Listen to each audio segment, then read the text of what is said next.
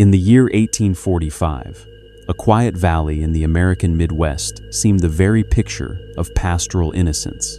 It was here, along the banks of a winding waterway called Hollow Creek, that whispers began of something both devout and unsettling, whispers that would later be remembered as the forgotten cult of Hollow Creek, families that vanished after one night.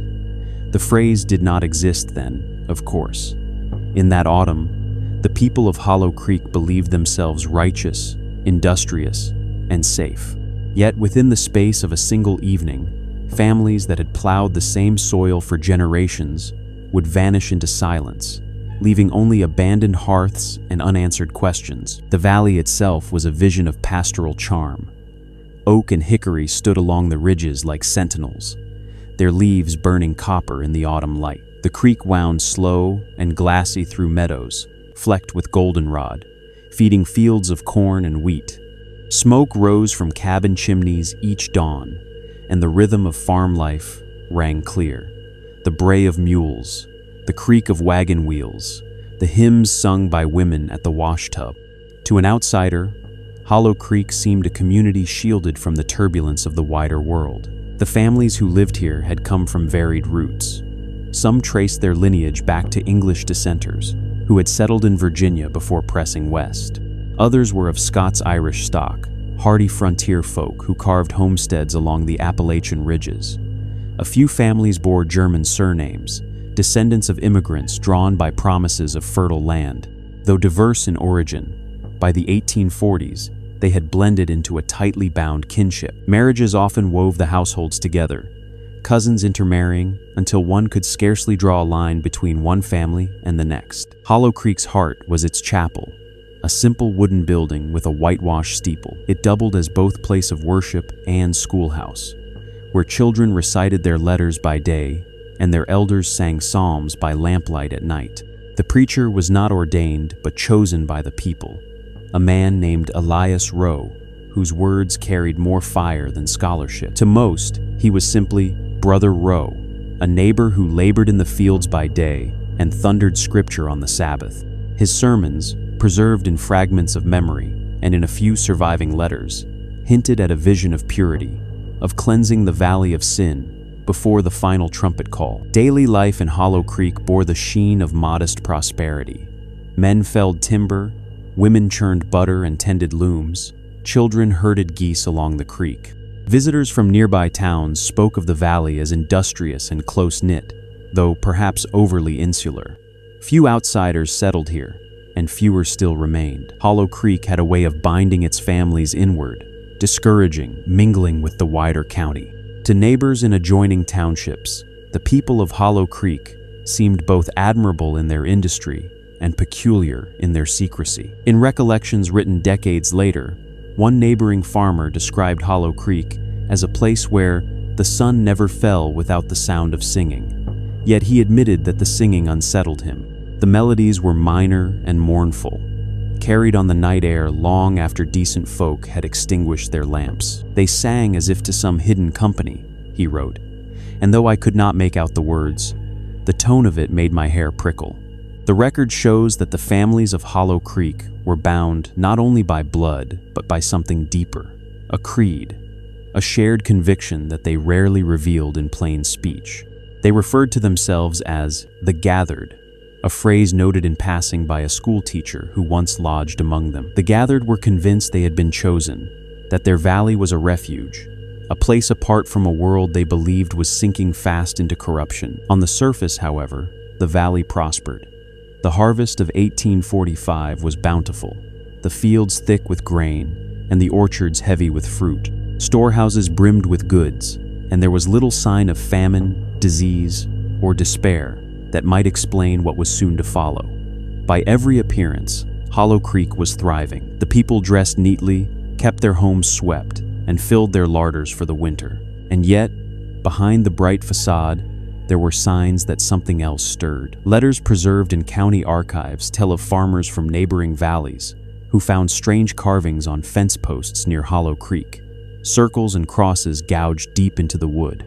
A midwife who once attended a birth in the valley later swore she heard prayers not of the usual sort, but chants uttered in low, rhythmic tones. She would never return, claiming the air of the place felt heavy, as though the earth itself was listening. Still, to most who passed by, Hollow Creek was but another American settlement on the march westward. No one guessed that within a single night its families would vanish, leaving behind only empty homes and unanswered questions. The story of Hollow Creek is not one of distant myth, but of human lives lived in plain sight, then swallowed whole by something no court record or sheriff's search could ever fully explain. They were farmers and mothers, children and elders, their names recorded in family Bibles, their grave sites prepared beside the chapel. And yet, when dawn came after that fateful night, there was no one left to bury, no one left to sing. This is where the legend begins. The forgotten cult of Hollow Creek is remembered not only because its people disappeared, but because they seemed to invite their disappearance to vanish in unison as though by design. Whether drawn by faith, fear, or something darker, they stepped into a night from which no witness ever returned. And so, the idyllic valley, once vibrant with life, became an echo. The chimneys grew cold, the chapel door swung open in the wind, and the creek ran on in silence. All that remains are the fragments, the letters, the rumors, the half-remembered hymns. From these, we must try to piece together what happened in Hollow Creek in the year 1845, and why its families vanished after one night. The Hollow Creek that neighbors recalled in the years before the disappearance was not only a valley of farms and kinship, but also a place wrapped in whispers. To most, the community appeared pious, devoted to scripture and Sabbath. Yet beneath the veneer of ordinary worship ran a current that unsettled outsiders, a sense that faith in Hollow Creek carried a different edge. The families kept a meeting house, apart from their chapel, a low structure of timber on the far bank of the creek, half hidden by trees. At first, it was explained as a shelter for prayer during poor weather, but as time went on, it became the focus of rumor. Farmers from neighboring ridges recalled hearing sounds that were not quite sermons drifting from that meeting house. One man, driving cattle along the ridge at dusk, swore he heard chanting that rose and fell like the tide, not in the cadence of psalms, but in some minor strain that chilled him to the bone. He said lanterns burned in a circle outside the house, flames flickering even when the wind lay still. Others told of seeing lines of families, men, women, children, filing silently across the wooden footbridge after nightfall, each carrying candles, none speaking. By day, those same families were polite and friendly, offering bread to a traveler or lending a tool without hesitation. But the memory of those silent processions lingered like a shadow. The contrast was what disturbed outsiders most. In the chapel on Sundays, Hollow Creek appeared devout in the familiar way. They sang the old hymns, recited the Lord's Prayer, listened to Brother Elias Rowe speak with fiery certainty about the wages of sin and the promise of salvation. Yet neighbors noted that their sermons ran long, stretching deep into the afternoon, and when the chapel door closed at dusk, another service began. The families slipped away to the meeting house, where no outsider was welcome. The next morning, they were at work, as if nothing unusual had happened. Children who played near the creek spoke of hearing melodies drifting from the meeting house that were unlike any church song they knew. The notes bent strangely, mournful and drawn out, carrying far on the evening air. One school teacher, boarding with a family on the edge of the valley, admitted years later that she never grew accustomed to it. They sang in voices too low, too steady, she wrote, as if each word was less a prayer than a vow. Her pupils never spoke of those gatherings, and when she asked, they smiled politely and shook their heads, repeating that it was nothing for outsiders to trouble with. The secrecy itself bred suspicion. Local merchants noted that Hollow Creek farmers seldom lingered at markets, never gossiping as others did. They bought in bulk salt, flour, oil, and departed swiftly. A blacksmith who once delivered tools to the meeting house reported that he was met not with greetings, but with silence. The doors were closed, though he heard dozens of voices within. When he knocked, the sound ceased at once, and no one came. He left the tools by the steps and never returned. Fear began to grow, not from any single act, but from accumulation. hymns that ran too long into the night, the sense that families were bound together by something unspoken. The meeting house, shuttered by day, yet alive by lamplight after sunset. In taverns 2 valleys over, men joked about the Hollow Creek sect, yet their laughter carried unease. One farmer told of a mare that refused to cross the bridge toward the meeting house, shying violently and nearly throwing him. Another claimed he found a sheep slain near the creek bed, its carcass arranged with stones in a pattern he did not understand. When neighbors raised their concerns directly, Hollow Creek families responded with calm courtesy. They insisted that their faith was simple and pure, that they gathered often because they longed for the Spirit. They welcomed outsiders to the chapel but drew the line at the meeting house. "It is for the gathered only," Brother Rowe once said to a visitor, his smile warm but his eyes unwavering. The phrase carried weight, and though none pressed further, the words lingered like a lock upon a door. Over time, the secrecy hardened into reputation. The valley was spoken of in hushed tones, its people described as God-fearing but peculiar. Parents warned their children not to linger near Hollow Creek after dark. A merchant's wife confessed she disliked the sound of their singing, saying it wove itself into your dreams. And still, the families of Hollow Creek carried on as if untouched by suspicion, their work steady, their gatherings frequent. It was in these murmurs and half-told tales that the seeds of fear were sown. Fear not of violence. There were no reports of quarrels or crimes from Hollow Creek, but of devotion carried into shadows where no eye could follow. The meeting house stood at the center of that fear, its doors closed to the world, its windows glowing faintly against the trees. To some, it was nothing more than a place of prayer. To others, it was a door to something far darker, a door that one night in 1845 would open and never close again. Travelers who came to Hollow Creek in the years leading up to 1845 often left with uneasy stories, the kind that grew stranger in the retelling, but were always grounded in a single impression that something about the valley was not quite right. Hollow Creek did not lie on a major road, but peddlers carrying their wares, preachers seeking new flocks, and circuit riders delivering news all passed through its winding paths. Many of them noted the same thing, a community that welcomed strangers politely, yet seemed guarded, as though every gesture of kindness was weighed against some inner law that outsiders could never understand. A peddler from Ohio, whose journal still survives in a county archive, described arriving with his pack at dusk and requesting shelter. He was given bread, water, and a place in a hayloft, but what he remembered most was the silence that fell when he asked about the meeting house. "They looked upon me with such stillness," he wrote, "that I wished I had never spoken. They smiled, but the smile was tight, and one of the men drew the barn door shut, as though to remind me I had seen enough." That same peddler recalled rising before dawn to find every window of the farmhouse covered with black cloth, even though the day outside was already brightening. Other accounts echoed his. A circuit preacher who passed through on horseback reported that the barns of Hollow Creek were curiously locked even in daylight hours, with great iron latches and heavy chains. When he asked about it, he was told it was to protect against thieves, though no thief had been caught in the valley in living memory. The preacher said he felt watched as he rode, the eyes of children peering from gaps in shuttered windows. He claimed that when he stopped to pray aloud at the edge of the creek, a group of women nearby turned their faces away, muttering in unison a verse he did not recognize. The stories gained sharper edges, with details of markings carved into beams and fences. One trader spoke of resting his mule by a fence post, only to notice a series of concentric circles cut into the wood, each surrounded by small cross-like shapes.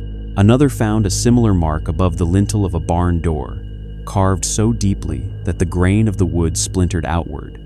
To some, these were charms or symbols of protection. To others, they looked like signs of a hidden creed. When asked, the Hollow Creek folk simply said the carvings were reminders and declined to explain further. Outsiders also noted a uniformity that struck them as odd. Curtains were always drawn tight after sunset. Black drapes appeared not only on windows but sometimes across doorways within the homes. Children spoke little to strangers and seemed unusually well rehearsed in their responses. They answered as one, wrote a visiting teacher who attempted to quiz a group of boys on their lessons. Every question met with the same tone, the same word, as if they shared not only their schooling but their very minds.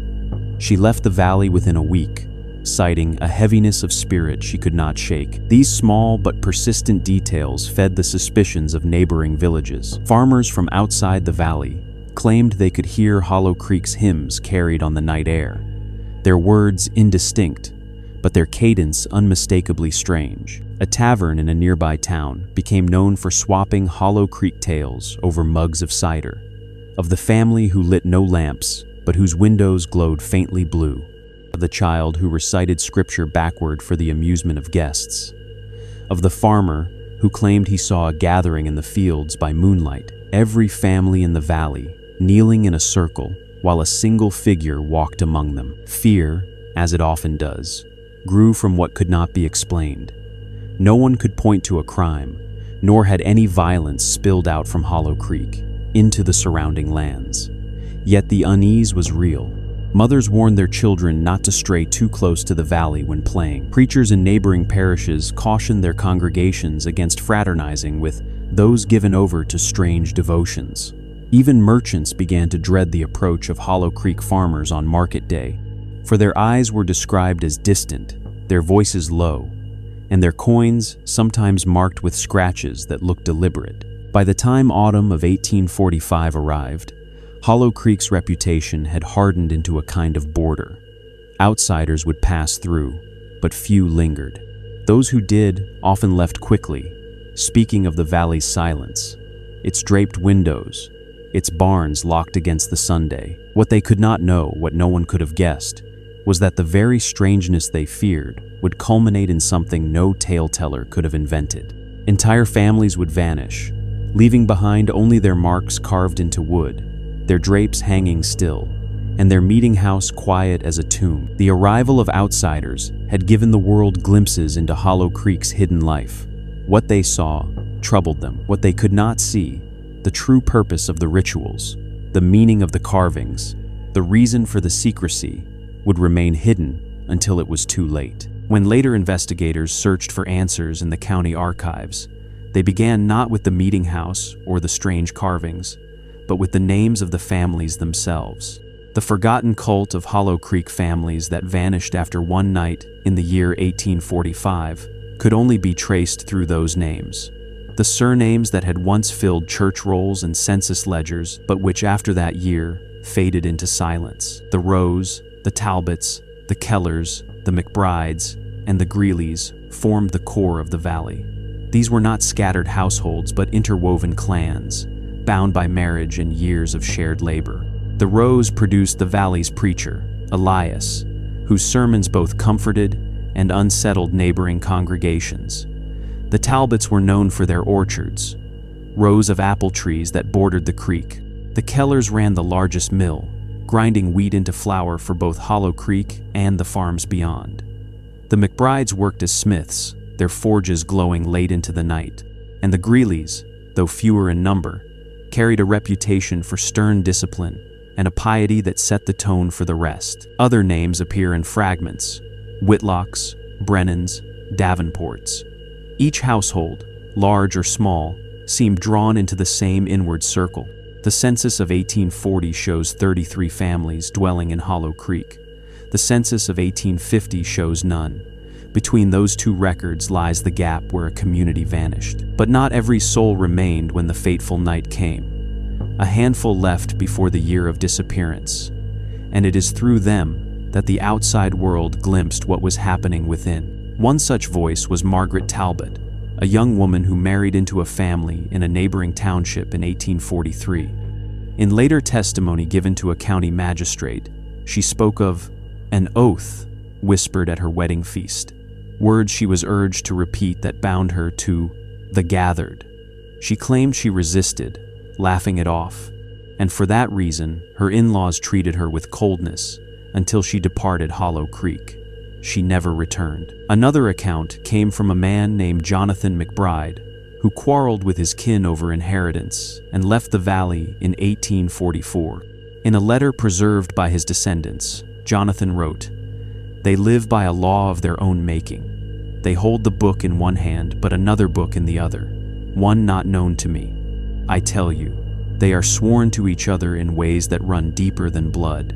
It is a bond I would not cross again. From these fragments emerges the suggestion of vows spoken in secrecy, oaths that bound the families together. Some historians argue these were merely exaggerations of a close-knit community, that rural families often formed insular bonds. Yet, the consistency of the testimonies suggests something more deliberate, more ritualized. The very phrase, "the gathered," whispered in journals and recalled by witnesses, hints at a self-identification apart from ordinary church life. They were not merely neighbors.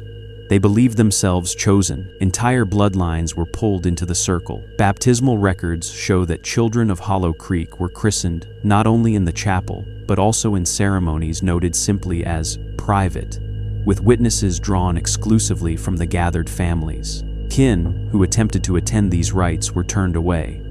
Marriages were nearly always within the valley. A Rowe married a Talbot, a Keller married a McBride, a Greeley daughter joined with a Whitlock son. Outsiders noted that the bloodlines of Hollow Creek seemed determined to knit themselves into a single great household, as though preparing for something larger than family survival. For those who left, the sense of exclusion lingered. Margaret Talbot told her children she had once lived in a place where eyes followed her every step, where no secret was allowed to remain her own. Jonathan McBride, bitter and defiant, warned others never to deal with Hollow Creek folk, insisting they walked in lockstep under vows not of man's making. Whether those words came from resentment or fear is difficult to know, but they are among the few voices we have from within the circle itself. The oaths spoken in Hollow Creek were never written down, at least not in any document that survived. Yet the very absence of those words deepens the mystery. A covenant that held dozens of families, that stretched across generations, and yet left no record but silence. This is perhaps the most telling evidence of all. Whatever was promised in those gatherings, it was powerful enough to still the tongues of all who remained behind. By the autumn of 1845, the families of Hollow Creek had become less a cluster of neighbors and more a single body. Their names filled the church rolls, their children filled the school benches, their farms supplied one another in a closed loop of labor and loyalty. To outsiders, they appeared industrious and strange. To themselves, they were bound by oath, and when the night came that sealed their fate, they did not resist together because they were already united, not merely by kinship, but by vows no one else could break. The record of their names ends abruptly after that night. In ledgers and in graves, they vanished. The Rowes, the Talbots, the Kellers, the McBrides, the Greeleys, all erased in unison, as if their oath demanded not only their devotion in life, but their silence in disappearance. What began as families bound by marriage became families bound by oath, and ultimately, families bound by oblivion. The doctrine of Hollow Creek was never published, never printed into pamphlets or stitched into hymnals. It lived instead in whispers, in the cadence of sermons carried on the night air, in the journals and fragments left behind by those who dared to copy a verse or recall a phrase. What emerges from these fragments is a portrait of belief that was both familiar and foreign, a creed built on Scripture's bones, but clothed in something darker, an obsession with purification, with cycles of night and dawn, and with a promised deliverance that seemed always just beyond reach. A tattered notebook found in the county archive, attributed to Elias Rowe himself, bears one of the earliest written clues. In it, beneath underlined passages from the Psalms, appear words in his hand. The day is corruption. The night is pure. Only in the night shall the gathered be washed clean. These lines recur in later fragments, repeated as a refrain. From them, historians have pieced together what they call the doctrine of nightfall, the guiding belief of the families that would vanish in the year 1845. The obsession with purification appeared in every corner of their faith. Outsiders recalled hearing hymns sung at dusk, lines that spoke not of grace or mercy, but of fire and water, of washing until nothing remained but spirit. One fragment, preserved in the margin of a school primer, reads, "Burn the flesh, wash the soul, let the night receive us whole." Children recited it as a chant, though when questioned by teachers, they claimed it was only a song. Yet the repetition suggests it was more than play. Cycles held special meaning for the gathered. Testimony from neighbors describes rituals timed to the phases of the moon. Candles burned on nights of the new moon, lanterns extinguished at the full. Crops were harvested not only when ripe, but when the sign was given, a phrase left unexplained in the records. The rhythm of Hollow Creek life seemed tethered less to the sun overhead than to the slow turn of the heavens. They labored by day, yes, but it was at nightfall that their true devotion revealed itself. The valley itself became their cathedral. Travelers who passed by after dark spoke of voices rising from the hollow, hundreds strong, weaving together in hymns that did not cease when the clock struck midnight.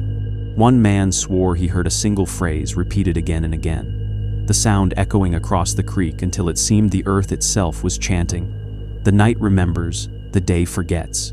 He fled before dawn, claiming he could not rid himself of the sound even after miles of travel. What terrified neighbors most was not violence, for Hollow Creek was not violent, but intensity. Their devotion was relentless, unbroken by the rhythms that governed ordinary life. A farmer in a nearby township recalled seeing smoke rise from the valley at 3 in the morning, only to find his Hollow Creek neighbors at market later that day, smiling, courteous, yet weary-eyed, as though they had not slept. It was as if they lived on a clock, not ours, he said, as if their day began when ours ended. The doctrine of nightfall promised deliverance, though what form that deliverance would take remains unclear. In the notebook of a county clerk who gathered oral testimony, there is a passage attributed to a woman named Sarah Keller, who left Hollow Creek a year before the disappearance. She recalled hearing Brother Rowe preach, "We shall be delivered, as the Israelites were, but not by day, for day is corruption. When the night is full, we shall cross into the land prepared." Sarah admitted she did not know what land he meant, only that the congregation responded with fervent cries of "Amen" and "Let it be so." Sermons were said to echo from the hollow long after dusk, words rolling like thunder across the valley. Those who lived on the ridges described the sound as both captivating and dreadful. A miller's wife wrote in her diary, "I could not sleep for the singing. It was like the ground itself hummed, the words I could not make out, but the sound crept into the marrow."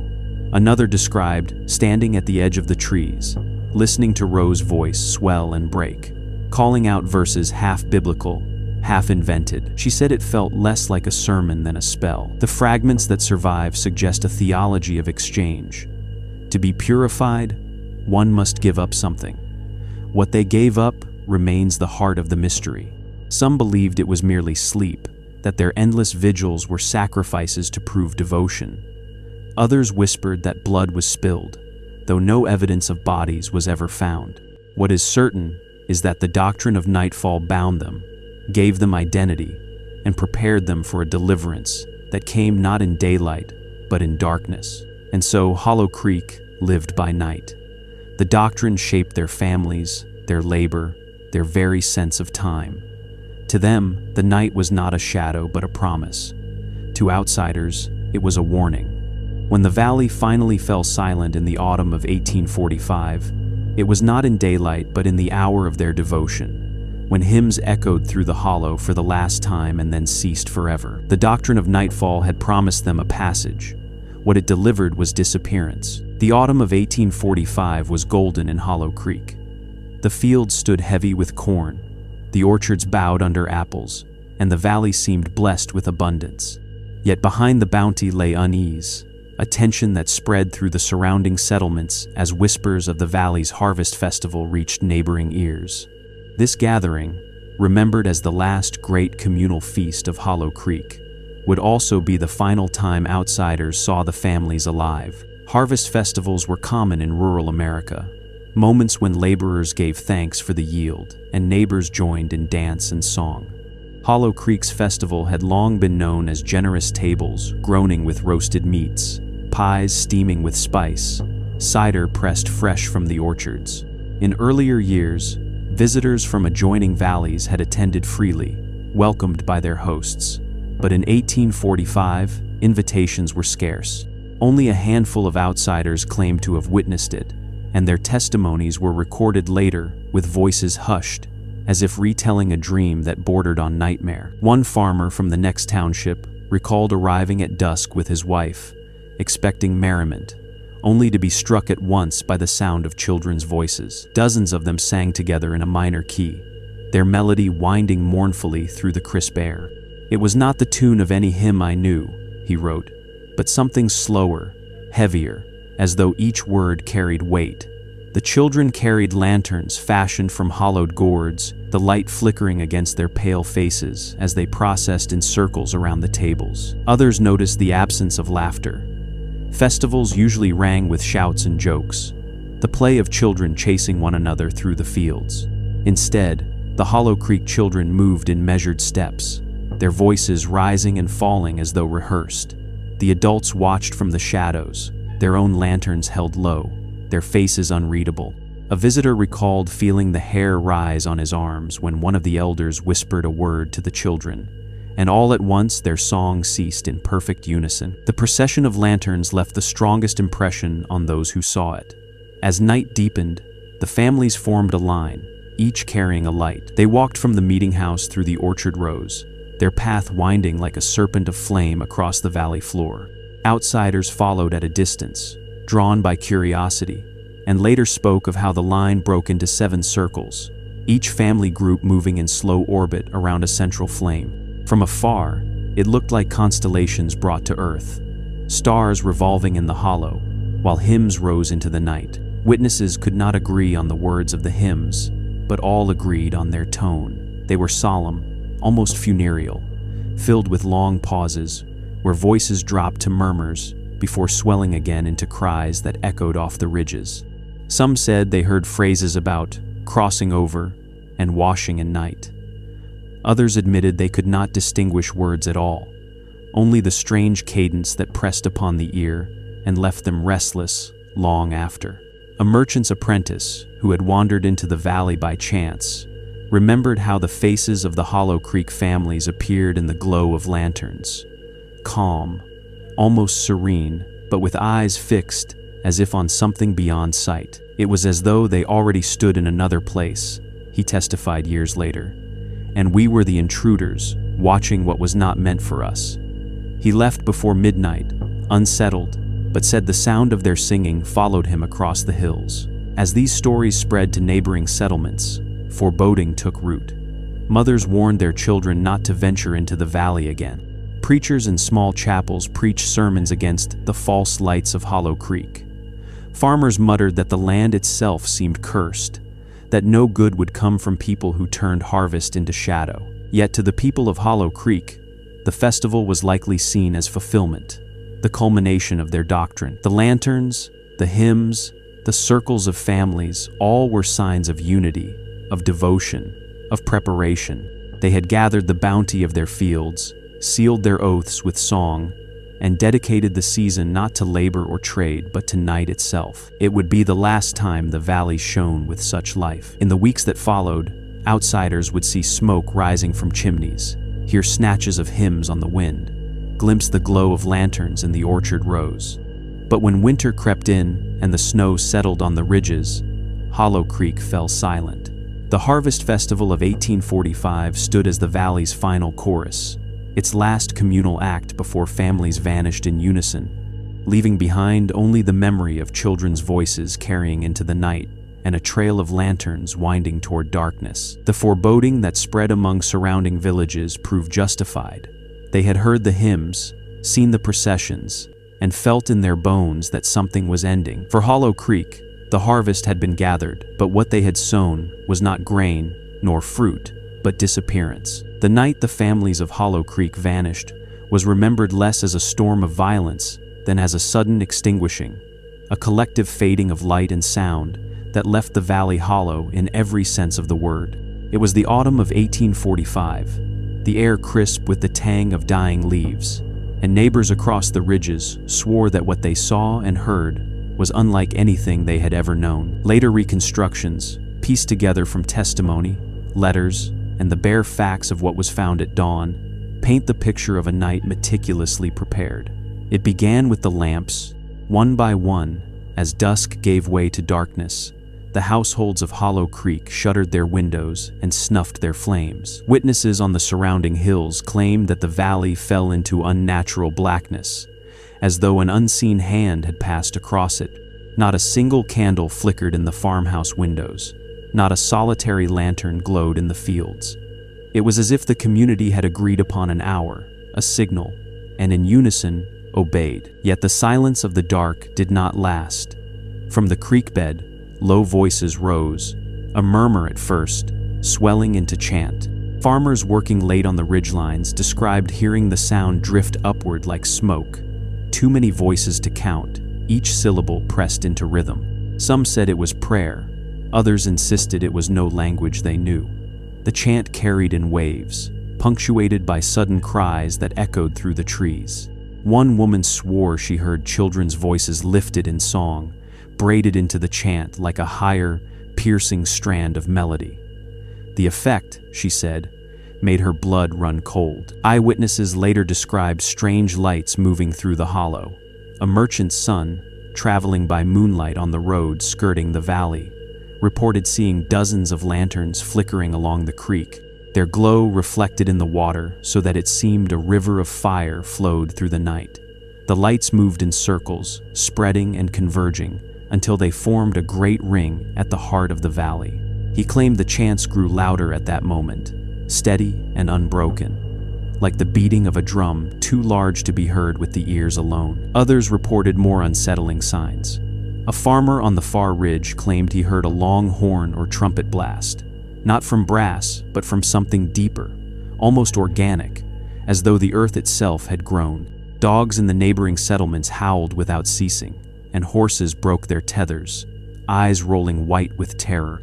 More than one family in adjoining villages later confessed they barred their doors and prayed until dawn, unable to sleep for the sound that seemed to vibrate through their walls. Then, as midnight passed, the voices ceased.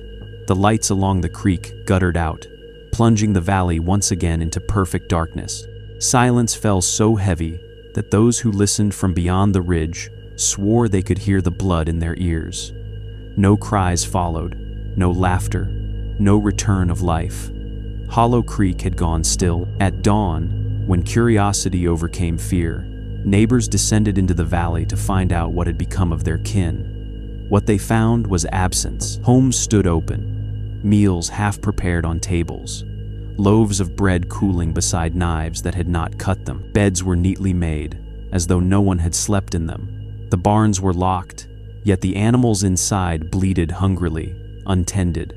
Chickens clucked in pens, but no hands came to scatter grain. Even the mill wheel turned slowly in the creek, its paddles striking the water, but no miller worked the stone. More disturbing were the signs of sudden departure. In one home, a teapot still steamed faintly on the hearth, though no one sat to drink. In another, a Bible lay open on the table, its page marked with a drop of wax from a candle that had burned itself to the end. In every house, chairs were pushed back as if vacated in haste, boots left by the door, shawls draped over chairs. The sense was not of flight or struggle, but of people who had stepped out for a moment and never returned. The meeting house, center of so much rumor, stood silent. Inside, neighbors found benches neatly arranged, hymnals stacked, but the air carried a faint scent of smoke, and the floor bore marks as though many feet had shuffled upon it in the night. At the creek bed itself, the ground was churned with footprints, dozens upon dozens of them pressed into the damp soil. They led in circles, weaving around a patch of earth blackened as if by fire, but the footprints did not lead away. They ended there, at the water's edge, vanishing into the mud and the current. No bodies were ever found. No wagons or carts had carried the families off. No trail marked their passing. The search parties scoured the woods, the ridges, even the river downstream, but Hollow Creek's people had vanished utterly. The sheriff's report, one of the few official documents to survive, called it a disappearance by design, coordinated, and complete. He could offer no explanation, only the bare fact that dozens of men, women, and children extinguished their lights, gathered by the creek in song and ritual, and were gone by morning. The neighbors who witnessed that night carried the memory for the rest of their lives. Some believed the families had departed willingly, swept away by their doctrine of nightfall into some hidden refuge. Others whispered that they had been claimed, consumed by the very darkness they worshipped. Whatever the truth, the night of disappearance sealed Hollow Creek's fate, transforming a quiet farming valley into legend. By the time the sun rose fully that morning, Hollow Creek was no longer a community. It was an echo, a silence. The smoke no longer rose from chimneys. The hymns no longer carried on the wind, and the footprints at the creek's edge, pressed deep into the soil, stood as the last trace of families who vanished together after one night, leaving behind only their absence and the chilling weight of unanswered questions.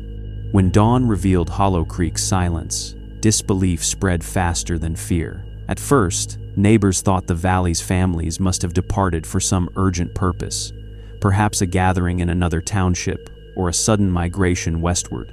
But as the hours stretched into days with no word, and the homes remained empty, the county sheriff and local church elders resolved to investigate. Their search would reveal a scene as haunting as any graveyard. A valley abandoned mid-breath, as though life had been snatched away in a single moment. Sheriff Matthew Carter was among the first to enter Hollow Creek. His journal, later preserved in county records, describes an unnatural stillness that clung to the place. He and two deputies rode into the valley, expecting to find signs of a journey wagons loaded, possessions gathered, livestock sold off. Instead, they found doors swinging open, meals left cooling on tables, tools scattered as though dropped in the middle of work. It was as if they had risen from their chairs and simply walked away, Carter wrote, leaving everything but their flesh behind. The church elders who accompanied him were no less disturbed. They entered the chapel first, hoping to find a message, perhaps a farewell or explanation. Instead, they found hymnals neatly stacked, the pulpit bare, and the faint scent of candle wax lingering in the air. One elder remarked that the clock on the wall had stopped at the stroke of midnight, though none could say whether that was fact or embellishment. What they all agreed upon was the absence of life, no voices, no laughter, no weeping of infants or barking of dogs. The homes offered the most chilling testimony. In the Rowe household, a loaf of bread sat half-sliced on the cutting board, a knife beside it. The butter churn stood half full, paddle leaning against its rim. A shawl lay folded on the chair, as if waiting for its owner to return. In the Talbot orchard, baskets of apples remained piled under the trees, beginning to rot in the autumn Sunday. At the Keller's mill, the wheel turned slowly in the current, grinding grain into flour that no one came to collect. Everywhere the investigators looked, life had been suspended, interrupted but never resumed. Even the animals bore witness. Chickens clucked restlessly in their coops, unfed for days. Cows bawled in barns, udders swollen from neglect. Horses stamped in stalls, their water troughs nearly dry. Sheriff Carter noted that none of the livestock had been taken, a fact that troubled him deeply. No man would leave his beasts if he meant to travel, he wrote. To abandon them is to abandon survival itself. The search parties scoured every corner of the valley. They followed the footprints to the creek bed, where they found the ground churned by dozens of feet. In the center of the trampled earth lay a blackened patch of soil, as though a fire had burned there. Surrounding it were fragments of wax, melted into the dirt, and stones arranged in a rough circle. The elders interpreted this as a ritual site, a place of worship that had been concealed from outsiders until that night. Sheriff Carter was less certain. In his notes he called it a gathering place, but for what purpose I dare not conclude. That is reckon the manor, in this 30 will notter, is in that reckling, unwispected notter. Speculation spread swiftly. Some argued that Hollow Creek's people had chosen to migrate, drawn westward by promises of land and prosperity. The 1840s had seen many such journeys, entire communities uprooting themselves for new horizons. Yet, the theory faltered under scrutiny. No wagons had been prepared, no supplies had been gathered, and if they had departed, why leave without message or farewell to their kin in neighboring valleys? Why leave livestock, tools, and homes behind in perfect order? Others whispered of something darker. The church elders, shaken by the ritual traces, suggested that the families had given themselves over to heresy, perhaps to practices that led them into the wilderness to perish. Some muttered of mass suicide, though no bodies were ever found. More superstitious voices claimed they had been taken, whether by divine judgment or by forces less holy. The sheriff dismissed such notions publicly, but his private writings betrayed doubt. "It is easier to explain absence as choice," he wrote, "but I cannot account for the completeness of it. They are gone, as if swallowed." In the weeks that followed, official searches dwindled. Deputies tired of combing empty woods. Elders grew uneasy at returning to the valley, saying each visit left them feeling watched. Carter himself confessed that after 3 days of investigation, he forbade his men to sleep in Hollow Creek, insisting they ride back to neighboring farms each night. "The silence is too deep," he said. "It presses upon the heart." Skeptics outside the valley seized on the migration theory. Newspapers speculated that Hollow Creek's people had fled debts, disease, or scandal. Some suggested they joined a religious colony further west, though no such colony ever reported their arrival. Yet those who had walked among the empty homes, who had seen meals abandoned mid-preparation and tools lying where they had fallen, could not be convinced. They knew what they had witnessed was no planned departure. It was as though the families had been summoned, all at once, to a place beyond reach. The investigation closed without resolution. Sheriff Carter filed his report. The elders issued a statement calling the valley a warning against strange doctrines, and the world moved on. But Hollow Creek itself remained, its homes decaying, its fields overtaken by weeds. Those who ventured in afterward swore the silence still lingered, and that sometimes, at night, they could hear faint strains of hymn singing drifting from the creek bed. Whether real or imagined, it was enough to keep most away. The skeptics had their explanations. The faithful had their warnings. But the fact endured. Dozens of men, women, and children were gone, leaving behind a valley preserved in the moment of their absence. Hollow Creek became not merely a mystery, but a scar, a place where evidence ended and dread began. And as the years passed, its story grew not quieter but louder, carried in whispers from taverns to pulpits, until it became the legend it remains today, a community lost, after one night with only abandoned homes to tell the tale. If the vanished homes of Hollow Creek unsettled the first investigators, it was the discoveries at the creek bed that turned unease into dread. For it was there, along the winding watercourse that gave the valley its name, that search parties stumbled upon remnants too deliberate to dismiss as coincidence. The findings spoke of ritual altars, charred offerings, carved stones, and garments stained dark evidence that whispered of sacrifice, though whether beast or man, none could agree. The first to report it was Sheriff Matthew Carter, who led his men down a narrow deer path to the banks, a day after the family's disappearance was confirmed. At first they found only the trampled earth, footprints pressed deep into the mud and tangled reeds broken underfoot. But as they followed the path toward a bend in the creek, they came upon a circle of stones blackened by fire. In its center lay ashes still faintly warm, and amid the ashes, fragments of bone. Carter wrote in his journal, "I could not say what creature it belonged to. The fragments were small, scorched, brittle, yet the way they were arranged gave me pause. No hearth fire burned so." The church elders who accompanied him insisted the site was an altar. They noted the stones had been deliberately chosen smooth river rocks carried from upstream, each etched with shallow lines resembling crosses or circles. Several bore marks too crude to be letters, yet too intentional to be dismissed as scratches. Around the circle lay remnants of wax, hardened in the grass, as though dozens of candles had guttered out together. It was not the stones or the wax that most disturbed the searchers, but the garments. Draped over branches nearby, half hidden in brambles, were scraps of cloth, a child's pinafore stained dark at the hem, a man's work shirt stiff with something that was not mud. One deputy swore aloud it was blood. Another insisted it was merely rust from the iron-rich soil. Yet the smell clung, metallic and sour, and none lingered near the garments long. More unsettling still was the second site, discovered further downstream. Here, the creek broadened into a shallow pool, its surface strewn with leaves.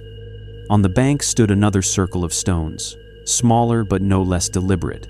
Within it lay the charred remains of what appeared to be animals: feathers, scorched hide, bones of goat or sheep.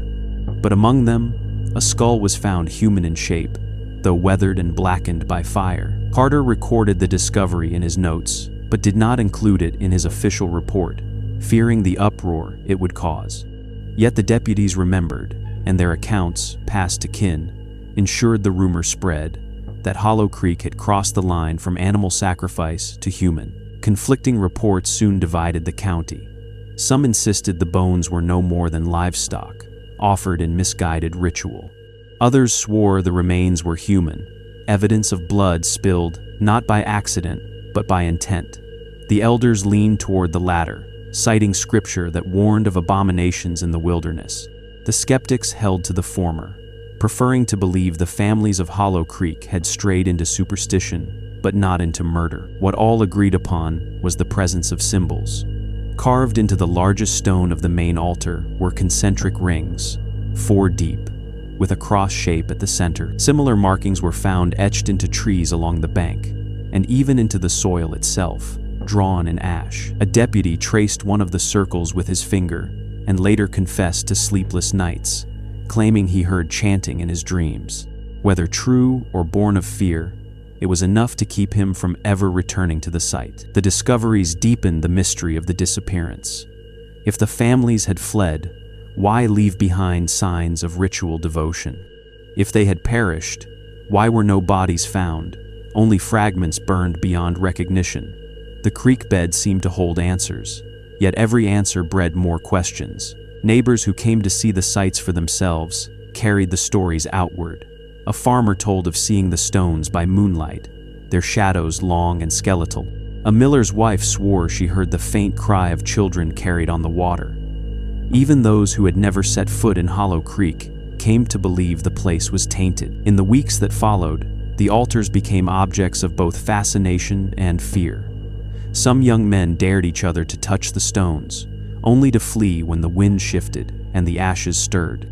Elders prayed over the sites, sprinkling them with water and reciting psalms, though none dared dismantle the circles. Sheriff Carter himself ordered the areas left untouched, writing, "We cannot move what we do not understand." So, the altars remained, silent witnesses to a night of disappearance. They bore the marks of fire, of symbols carved and etched, of offerings consumed. Whether the sacrifices were animal or human, no one could prove. But in the eyes of those who searched, the creek bed was no longer a place of water and reeds. It was a threshold where Hollow Creek's people had gathered, sung their hymns, fed the flames, and then vanished into silence, leaving behind only ashes to tell their story. And as the years passed, the memory of those discoveries did not fade.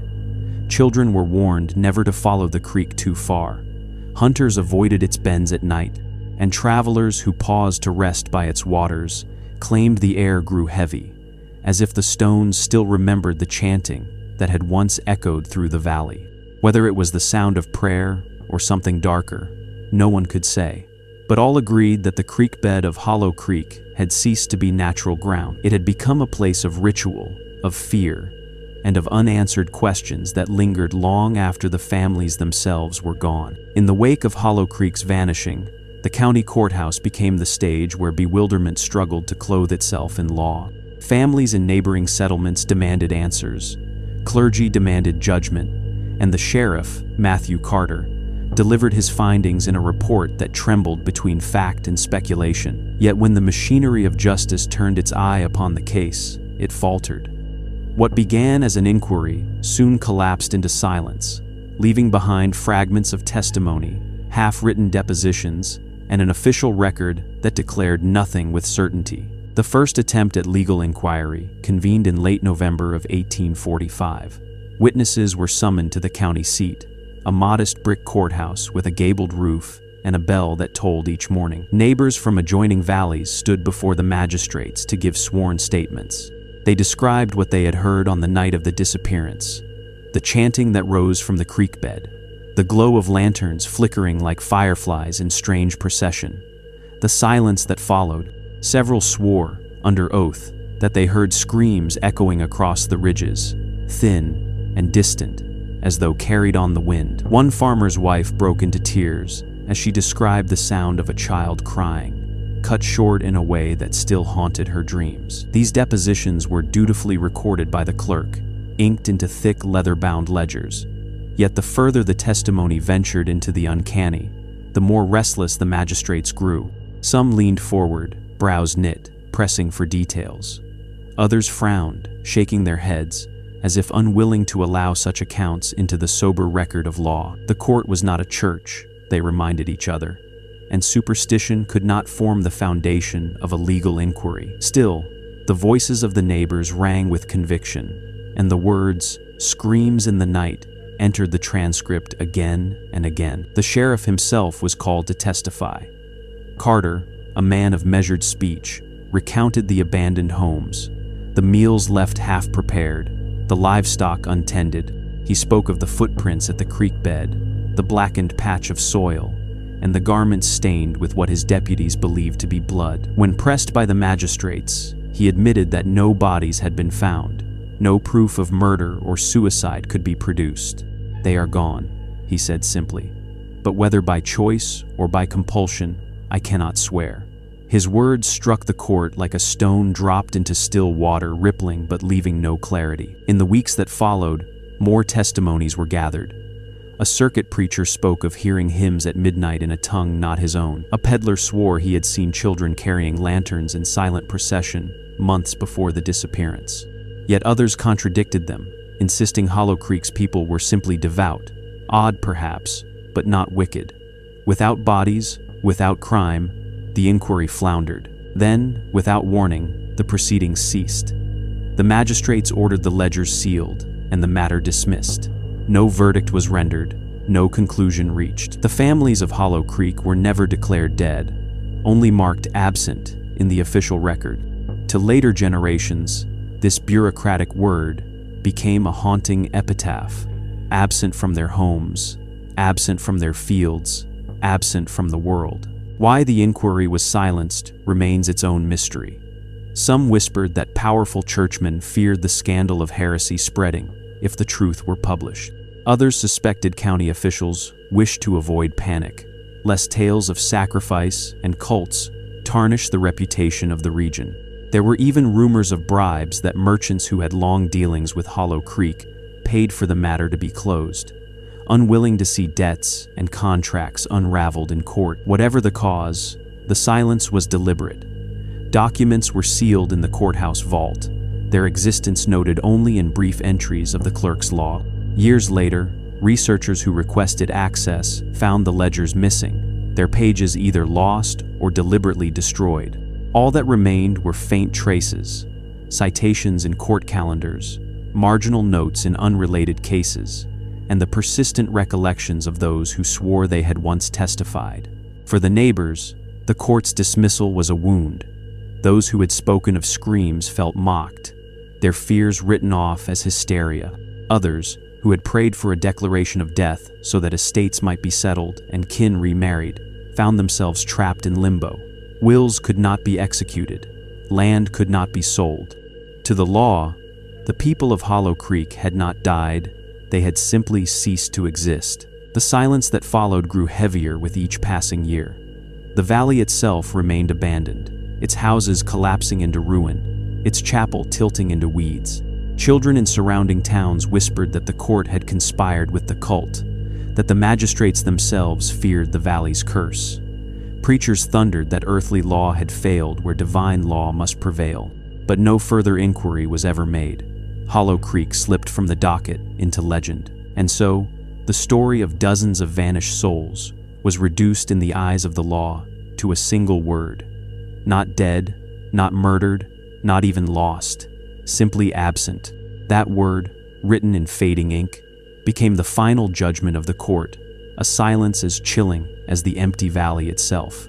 For in Hollow Creek, it was not only the people who vanished, it was the truth. In the years after the disappearance of Hollow Creek, what began as an unresolved investigation slowly transformed into something larger, stranger, and more enduring than the facts themselves.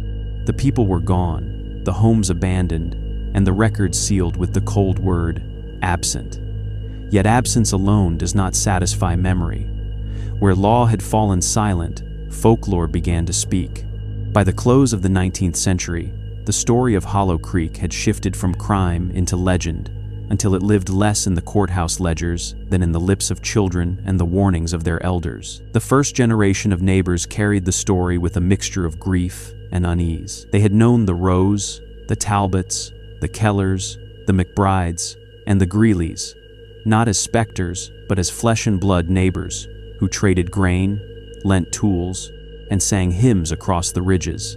Their sudden disappearance could not be recounted without a tightening of the throat. But as years passed and children grew who had never seen Hollow Creek alive, the story began to harden into moral lesson. Parents whispered of the vanished families as a warning to their children. Obey your elders, attend church in the daylight, and never follow the sound of strange singing at night. Tales grew in the telling. Some said the families had marched into the woods hand in hand, lanterns swinging, following their preacher into the shadows, never to return. Others insisted they had been claimed by the devil himself, swallowed by the earth for their oaths.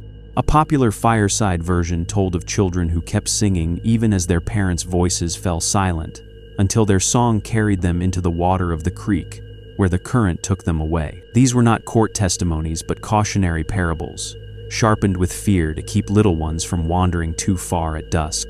Superstitions bound themselves to the land as tightly as ivy to stone. Farmers who attempted to settle the abandoned homesteads swore the soil would not yield. Crops withered without cause, cows bore stillborn calves, and tools rusted faster than they should. One family, who tried to reclaim the Keller farmstead, abandoned it after a single season, claiming that every night they heard footsteps in the barn and the low murmur of voices praying in the dark. Another man who moved into the row house reported waking to find his candles burned down to stubs, though he swore he had not lit them. Neighbors shrugged, saying simply, "The valley won't keep new blood." By the 1870s, Hollow Creek had become a place of avoidance. Hunters skirted the valley even when game was plentiful. Travelers chose longer roads rather than pass through. Children dared one another to walk down the old path to the creek bed, but few managed more than a few steps before fear overtook them. The abandoned chapel sagged into ruin, its steeple tilting, yet no one stripped it for lumber, a rarity in lean years. To touch its wood was said to invite misfortune. Folklore also carried traces of memory in more symbolic forms. In surrounding towns, the phrase, "to walk into Hollow Creek," became a proverb, meaning to court disaster by choice. A child who defied curfew was warned that the vanished families will call your name. Travelers claimed they saw pale lights in the orchards at night, moving in slow procession, as though the festival lanterns still swung in ghostly circles. The creek itself gained a reputation. Some said if you drank from its water after dark, you would forget your past. Others said you would dream of faces you had never met, staring back at you from the black water. Even the law's silence became part of the legend.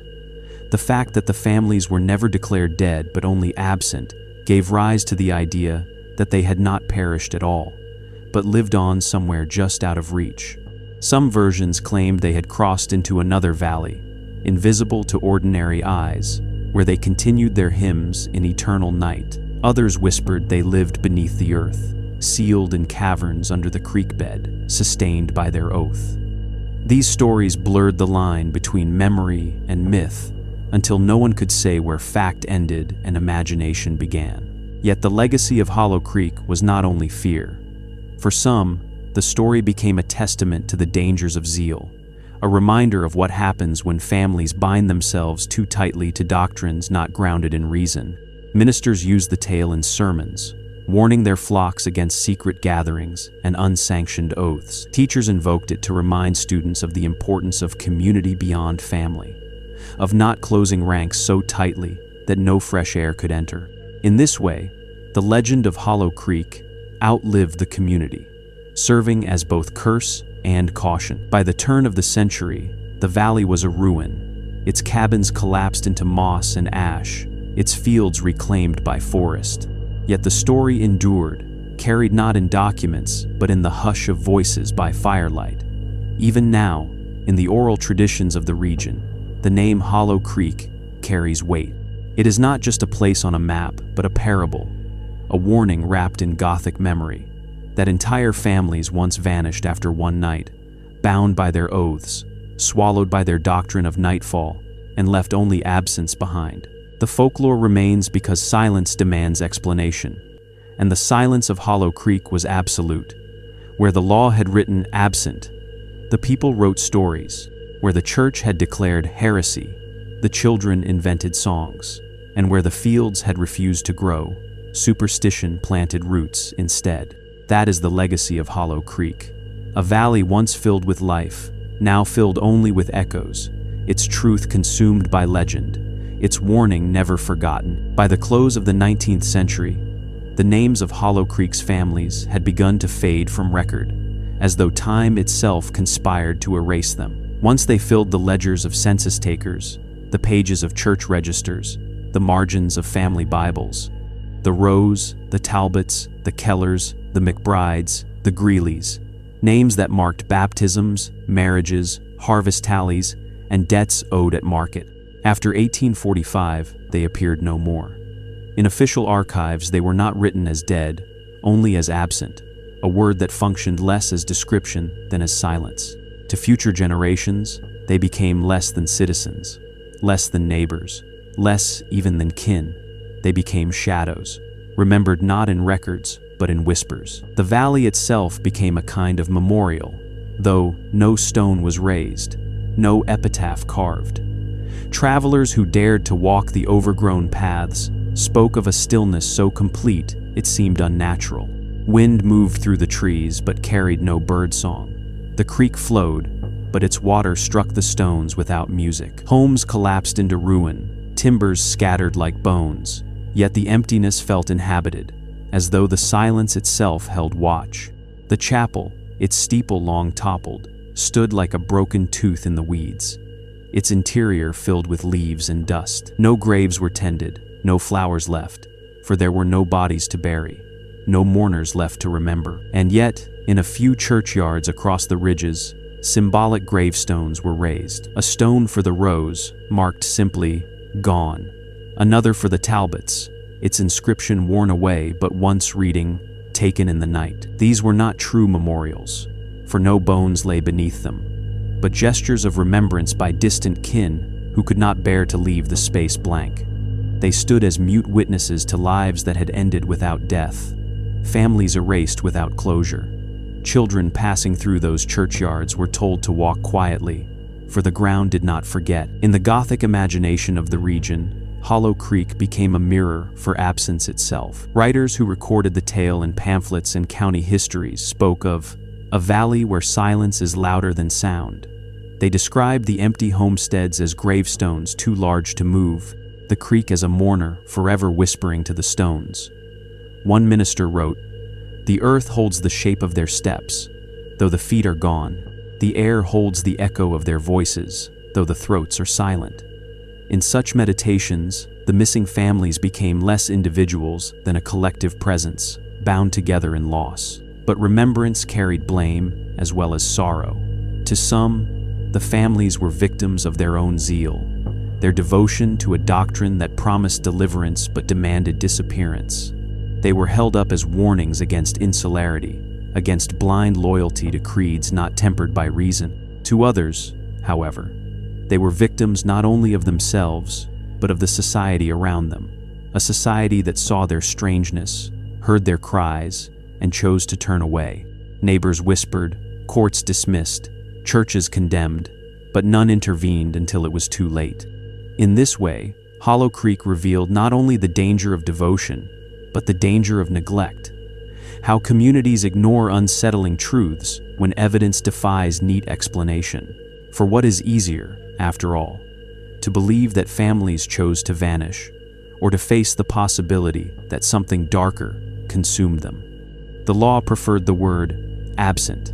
The church preferred the word heretic. But neither word gave weight to the children who sang with lanterns in their hands, the mothers who left meals half prepared, the fathers who dropped their tools mid-work. The real memorial of Hollow Creek is not the absence of records, but the presence of silence. Silence that indicts both the vanished and those who let them vanish. In the end, to memorialize Hollow Creek is to speak their names again. Elias Rowe, Sarah Keller, Jonathan McBride, Mary Talbot, Thomas Greeley, and countless children whose names were never recorded beyond the pages of family Bibles, now rotted with time. They were not merely the gathered, they were neighbors, workers, parents, sons, and daughters. They plowed fields, sang hymns, mended garments, raised barns. Their lives were ordinary before they became extraordinary in disappearance. To reduce them to legend alone is to betray them twice, once in their vanishing, and again in forgetting their humanity. And so the valley stands, overgrown, silent, a graveyard without graves. Travelers still say the air feels thick there, that the earth listens when one speaks. Whether true or imagined, the impression lingers because memory demands form. Hollow Creek's true monument is not stone but story, the cautionary tale passed from mouth to mouth, reminding each generation that entire families can be lost not only to devotion, but to the indifference of those who looked away. The lesson of Hollow Creek endures, that when communities close their eyes to what unsettles them, silence becomes complicity. The vanished families remain victims not only of a cult bound by oaths and nightfall, but of a society that let them slip into absence rather than confront the mystery of their fate. To remember them now is to resist that silence, to speak of the valley as both warning and requiem. For in Hollow Creek, the gravestones stand empty, but the memory remains, echoing like hymns across the water, a memorial not carved in stone, but carried in dread, in sorrow, and in the enduring question of how an entire people could vanish after one night.